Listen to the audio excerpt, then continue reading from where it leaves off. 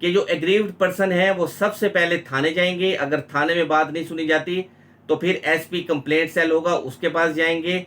और उसके बाद अगर बात नहीं बन पाती तो फिर वो 22A की पिटिशन में आकर सेशन कोर्ट में अपनी पिटिशन को दायर करके डायरेक्शन ले सकते हैं। तो आगे बढ़ते हैं। जैसे मैंने आपको बताया कि जब आप 22A की पिटिशन फाइल करते हैं तो वो सेशन जज साहब खुद या फिर एडिशनल सेशन जज साहब को वो इंटरेस्ट कर देते हैं।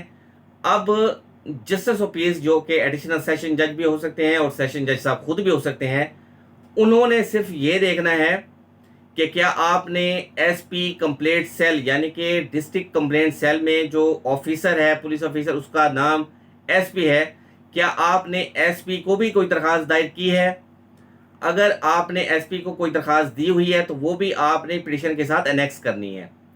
जज साहब क्या करेंगे, जज साहब एसपी से, एसपी कंप्लेंट सेल से, जो डिस्ट्रिक्ट कंप्लेंट सेल होगा, उनसे रिपोर्ट तलब कर लेंगे कि बताओ ये दरखास्त जो आई थी थाने में तो पर्चा क्यों दर्ज नहीं हुआ।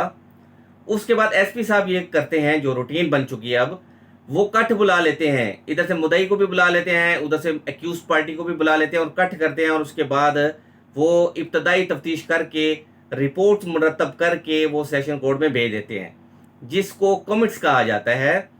उसके बाद जब केस की हेयरिंग होती है, सुनवाई होती है, तो जज साहब जो जस्टिस ऑफ पीस हैं, जो इस 22A की पिटीशन की समाअत कर रहे हैं, उन्होंने जो कमिट्स एसपी कंप्लेंट सेल से आए हैं, उन्होंने उसको बगौर उसका मुताला करना है, उसको पेरूस करना है और उससे भी कुछ ना कुछ इंफॉर्मेशन हासिल करनी है।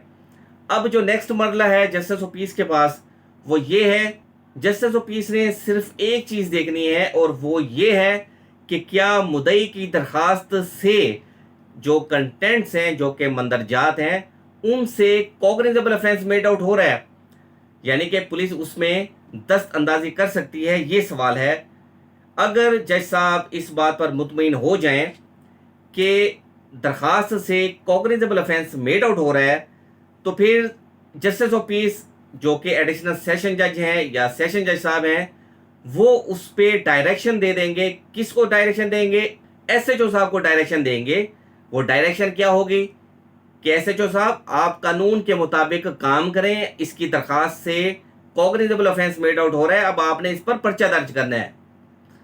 अब एसएचओ जब डायरेक्शन जाएगी तो उसके बाद एसएचओ ड्यूटी बाउंड हो जाएगा कि वो आपकी दरखास्त पर पर्चा दर्ज करे।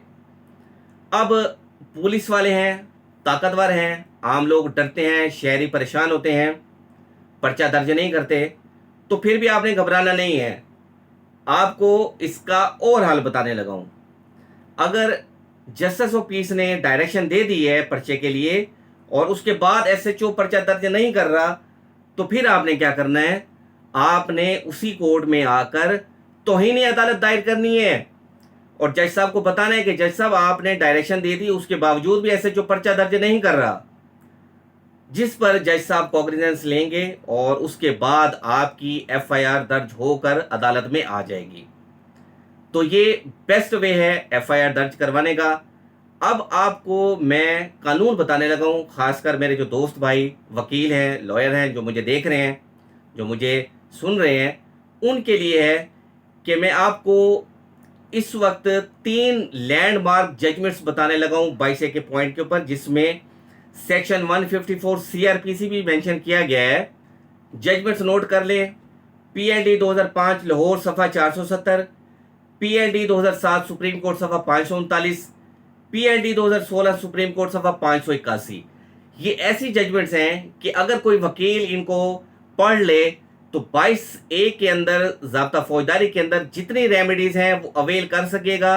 जस्टिस ऑफ पीस की पावर्स और ड्यूटीज सब इन जजमेंट्स में डिटेल के साथ बताई गई हैं और जजेस ने बहुत आला और बहुत ही ज़बरदस्त ये रूलिंग्स दी हैं।